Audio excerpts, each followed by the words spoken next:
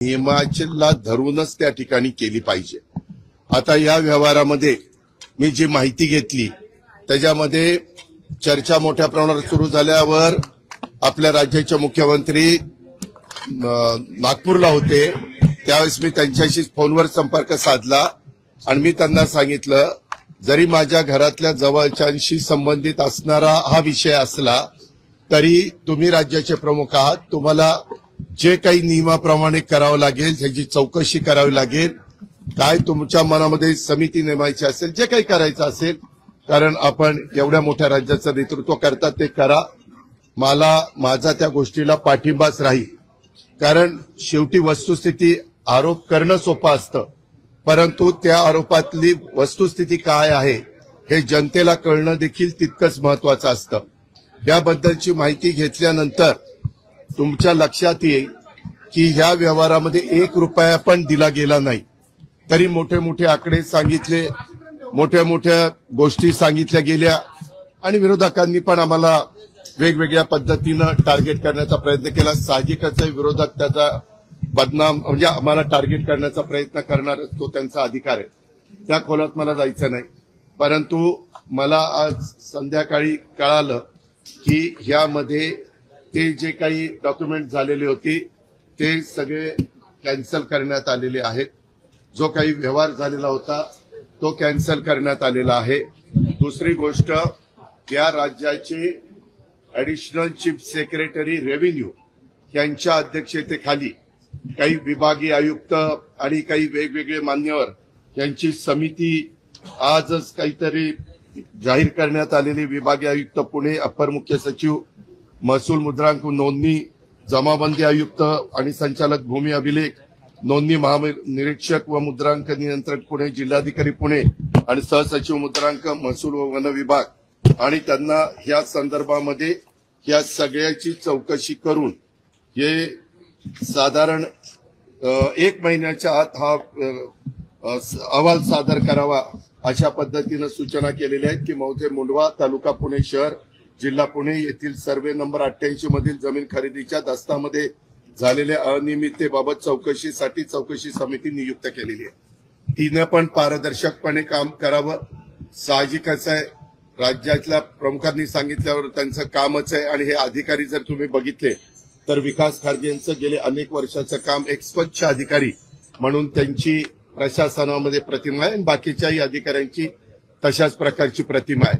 मला आपल्याला या निमित्तानं एक गोष्ट सांगायची, मी राज्याचा उपमुख्यमंत्री असल्यामुळं माझ्या कुठल्याही अधिकाऱ्यांना सगळ्या संबंधित क्लास 1 क्लास 2 IAS IPS या सगळ्या अधिकाऱ्यांना मला सूचना करायची की इथून पुढे देखील कुठल्याही प्रकारचं प्रकरण जर तुमच्या पुढे आलं तर ते नियमाला धरून नसेल तर अजिबात कुठलाही प्रेशर खाली न येता सरळ त्याला काट मारायची।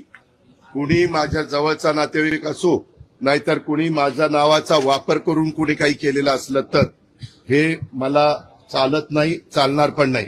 पण एक गोष्ट झाली, हे 2 दिवस तुम्ही सगळ्या मीडियाने या सगळ्या गोष्टी चालवल्या, कारण ती माहिती तुम्हाला मिळालेली होती। शेवटी मीडियाचं कामच आहे काय आहे ते तुमच्या लक्षात येईल ते दाखवणं, पण त्याच्यामध्ये अजून पण इतर वेगवेगळे बाबी आमच्या वेगवेगळ्या भागातनं, मला वाटतं बारामतीतनं पण काही असं झालंय तसं झालंय।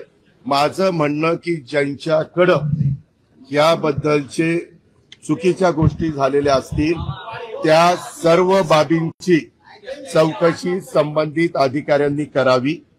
मागच्याही काळामध्ये जे कुठले व्यवहार झाले असतील त्याच्यामध्ये कुठेही आपण नियमाला बगल देऊन कुठल्याही गोष्टी केलेल्या नाहीत, तो माझा स्वभाव नाही।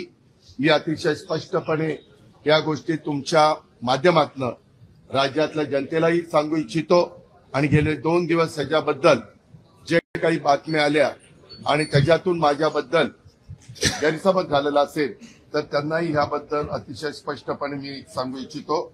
आणि यामध्ये एकही पैशाचा व्यवहार झालेला नाही। आता तो का झाला नाही, व्यवहार झालेला नसताना कसं रजिस्ट्रेशन झालं, ते कुणी दिलं, हा सगळ्या तपासाचा भाग आहे। आणि त्याच्यामुळं संबंधित हे 1 महिन्याच्या आत त्याचा सगळा तपास करतील. बरं, त्याच्यामध्ये FIR पण दाखल झालेली. त्याच्या संदर्भामध्ये मला कळलं 2 पोलीस स्टेशनला FIR दाखल झाल्या. अशा पद्धतीनं त्याच्यावर पोलिसांचं काम करणार, त्याच्यात पण कुणाला राजकीय हस्तक्षेप करण्याचं कारण नाही. पूर्णपणे पारदर्शकपणे ह्याची सगळ्याची चौकशी झाली पाहिजे आणि दूध का दूध पाणी का पाणी हे सगळं पुढे. तुम्हाला टार्गेट केलं जात आहे का? टार्गेटेड आहात का? तुम्हाला टार्गेट केलं जात आहे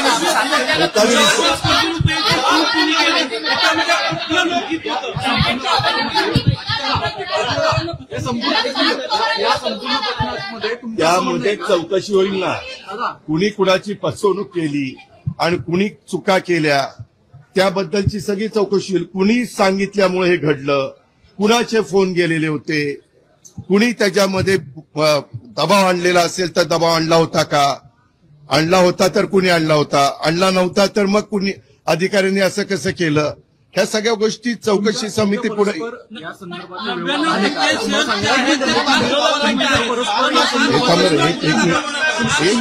तुमच्या परस्पर या संदर्भातले व्यवहार पार्थ यांनी केले का असं तुम्हाला सांगायचंय का? याबद्दल नाही, मला हा व्यवहार झालेला माहिती नव्हता. सागर, मी तुला स्पष्टपणे सांगतो, माहिती असता तर मी तुम्हाला आधी सांगितलं असतं हो या व्यवहारात मला माहिती आहे. मी नाही रे बाबा. ज्यावेळेस कधी कुणी काही चर्चा करतं, हे कुठल्याही व्यवहाराचे असो, कुठलाही व्यवहार कुणी मला विचारलं तर मी सांगतो जे काही नियमाप्रमाणे असेल ते करा. नियमाच्या बाहेर जाऊन कुणी केलेलं मला त्या ठिकाणी चालणार नाही. मी आज दुपारी माझ्या ऑफिसच्या प्रत्येक अधिकारी जे आहेत त्यांनाही विचारलं की तुम्ही DCM ऑफिसमधनं कुणाला फोन करून दबाव आणला का? कुणीही त्याचा दबाव आणलेला नाही.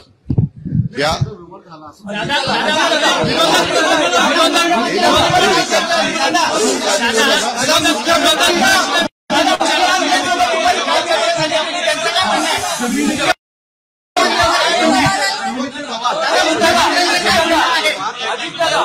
मी उत्तर द्यायला तयार आहे. जमिनीचे व्यवहार रद्द झाले असं तुमचं सांगणं म्हणजे नेमकं काय? नाही. हे जे काही रजिस्ट्रेशन होतं ते कॅन्सल करण्यात आलेलं आहे. त्याच्यामध्ये आता ते रजिस्टर ऑफिसला काय तिथं सादर केलं मला एवढीच माहिती मिळाली. हे सगळं रद्द करण्यात आलेलं आहे.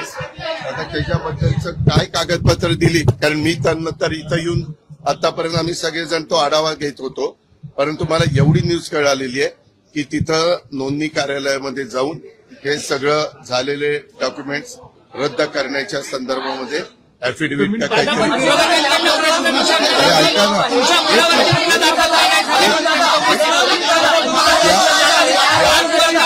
ऐका ना, अरे बाबा, ही जमीन ही सरकारी जमीन आहे. सरकारी जमिनीचा व्यवहारच होऊ शकत नाही.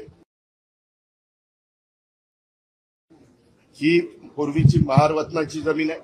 या अशा अनेक गोष्टी पुढे आलेल्या आहेत. त्याच्याबद्दलच ACS रेव्हेन्यू आणि त्यांची टीम ही चौकशी करणार आहे.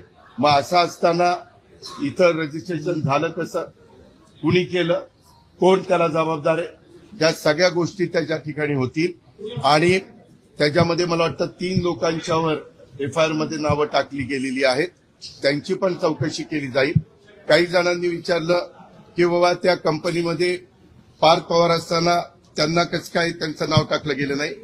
तर मला माहिती अशी मिळाली की रेव्हेन्यू मिनिस्टर चंद्रशेखर बावनकुळे साहेबांनी सांगितलं की जे ऑफिसला आलेले होते त्या ऑफिसला येऊन ज्यांनी सह्या केल्या त्यांच्यावर FIR दाखल केलेला आहे.